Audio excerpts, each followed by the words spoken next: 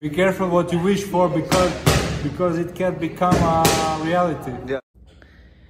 The Untouchable True School Sports Empire proudly presents something the boxing games are missing. Hey, what's going on? It's your boy BT, and I came here to talk some boxing with the thousands of True School Sports subscribers.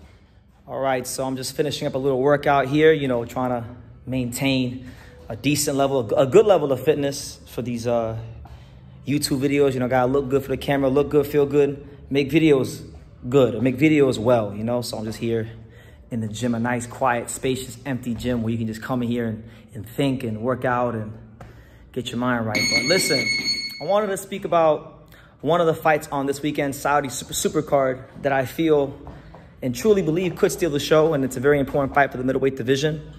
So you're going to have the Brit, Hamzah Sheeraz. I've been knowing about Hamzah Sheeraz for some years now, but I never made a video about him. So this is actually my first time speaking about Hamzah Sheeraz on camera. So we'll see how it goes for him in the fight this Saturday. But he has a good fight, and he's going to be stepping up against a fellow middleweight contender from here in the States, Austin Ammo Williams, a guy that we have spoken about here on True School Sports before. It's a really interesting fight. These guys have had a very good back and forth, probably one of the best back and forths of any two fighters on this card, because Hamzah Sheeraz is a more reserved, British fighter. Ammo Williams represents more of the brash American, so it's that whole dynamic, it's that whole thing going on. And really and truthfully, it's a really good style matchup, because you look at, hold on, I gotta sit down because I'm a little tired. I gotta sit down, so I'm gonna sit down right here with the bags in the background. But really and truthfully, it's a really interesting style matchup, because you got Hamzah Sheeraz, who I would say the way he fights, his style, he's a more textbook polished, as far as his frame, he kind of is like Sebastian Fundura, but I think his skills are more polished, and I think he's a bit more textbook than a guy like Fundura. So I would classify him as that, a guy that's very tall, very lanky, very rangy for the weight class, but is just a lot more polished. He's taking on a guy, Ammo Williams, who coming out that southpaw stance. We know Ammo. I mean, his name says it all. Ammo. What does ammo come with? Gun. What do guns do? Damage. Ammo Williams is a damaging, explosive, southpaw, aggressive counterpuncher. Sometimes he can take the role as the lead fighter, but generally speaking, when he's at his best, he's an aggressive counterpuncher. So it's a very interesting fight, and it's a very important fight for the middleweight division, because look at the rankings right now. You got Hamzah Sheeraz. He's the #1 contender in the WBO, so he's knocking on the door of a potential Janibek fight for the world title. If Ammo wins, I know Ammo is ranked in a couple of the sanctioning bodies as well. So winner of this fight, I think, really establishes themselves as quite possibly the top contender in the middleweight division. So let's talk about it. Now, Hamzah Sheeraz, he's a fighter that a couple years ago, he came here to the States to train with Ricky Funes. Ricky Funes, renowned trainer out there at 10 Goose Boxing. He's gotten a lot of American sparring. As Hamzah Sheeraz has alluded to in the build-up to this fight, all the trash talking and brashness of Ammo is not going to get to him, because he's seen that in America. So he feels like the fact that he's been in America for so long, in the USA, sparring and dealing with the kind of personalities that Ammo Williams has, he feels like that's prepared him for this moment, right? And Ammo has pretty much told Hamzah Sheeraz that he's not born to do this. He's not born to be a boxer. He's not born to fight. He's just doing this because it's something he's good at and can make a little money at, So I really enjoy the mental warfare aspect of this fight. As far as strengths and weaknesses for both fighters, like I said, Hamzah Sheeraz is a tall fighter, and he's a textbook, as far as his style. I don't want to say he's an outright textbook British fighter, because he's not.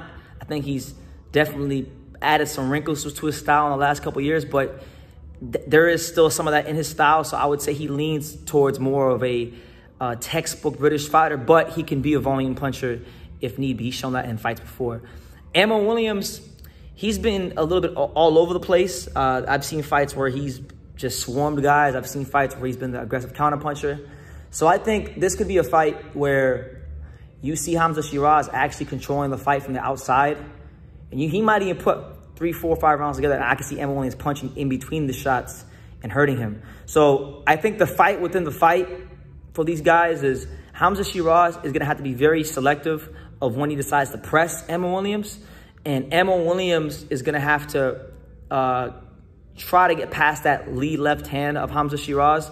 The earlier he's able to do that, the better it'll bode for him going into the fight. And I'm looking forward to seeing if Ammo Williams can get past that lead left hand. Okay, does Hamzah Sheeraz have the know-how to tweak his game plan and maybe get back to keeping him on the outside, or can he win other ways? I think this is a fight where, you know, both these guys have been doing what prospects are supposed to do. They're beating the guys that are put in front of them. They're looking good enough doing it. They're looking like formidable contenders doing it. But I don't think either one of them really and truthfully has had to, you know, dig too deep into their skill set. So I think this is the first time in their career where each one of them is going to have to dig into their toolbox, dig into their skill set. You know what I'm saying? So I like that aspect of it. This middleweight division needs a top fighter. It's looking for fresh, new, young talent, because the reality is, if we're looking at the champions in the division, it's a pretty weak crop right now. You got Janibek, who's the unified champion, and he's a good fighter. He can fight, but we don't know how good he is yet because he hasn't had a chance to really test himself against the top guys or the best guys, right?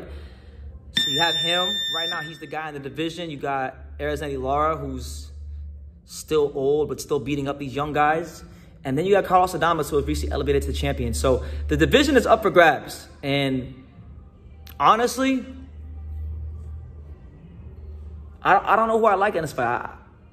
I want to say I like Hamzah Sheeraz. I feel like his long-rangey style with the pressure fighting ability, pressure fighting that he's, I think, developed here in the States, I think that should be enough to beat Ammo, because I've watched Ammo fight a couple of times where he waits a little too long. But at the same time, I feel like Ammo's one of those fighters where he measures twice and he cuts once. So yeah, he may give up some rounds, but he finds a way to hit you and hurt you. So I'll be honest with you, I haven't digged deep enough into the tape to have a genuine prediction. I'm just going off the cuff and going off of memory what I remember about these two guys. But I think it's a good fight for the division. We'll see how it goes. I mean, you got Kevin Cunningham versus Ricky Funes. That's an interesting trainer matchup. But yeah, I think the winner of this fight winds up being Janibek's next opponent. I mean, I know there was recently Hamzah Sheeraz went ahead and they had a face-off with Janibek at one of those Saudi cards. So that's what the powers that be want Hamzah Sheeraz to win this fight and fight Janibek, because they've already done that face-off. Win, lose, or draw, no matter who wins this fight, whoever wins this fight, I think is going to be Janibek's next opponent. And I think it's safe to say, whether we're talking about Ammo or Hamzah Sheeraz, both of them are better than anybody Janibek's fought to this point. So if you're someone who's a fan of the middleweight division, as I am, this is a fight you're going to be watching with a lot of intrigue, because the winner of this fight's fighting is going to be fighting more than likely the guy that has two of the belts. So that's probably the main reason. That's the main reason why I'm excited for the fight, and to see what these two young guys got, because it's easy to look good. It's I don't want to say it's easy, but it's a little easier, I should say, to look good when you're fighting a bunch of guys you're supposed to beat. This is the first time in, I think, either fighter's career where there's some question and doubt as to who will win. So we'll see how it goes. But those are just my little thoughts on the fight. I don't have a prediction, but you can guys give me yours down below. Make sure you smash that like button, hit the time to subscribe. And like I say in every single one of these videos, you can love me or you can hate me, but I'm just a kid from Dang. So until next time, take care, guys. Thank you for watching another video on the untouchable True School Sports Empire. I'm at the Boxing Hall of Fame out here in Canterfield, New York. And for more great boxing content just like this video, make sure you click and subscribe right over here.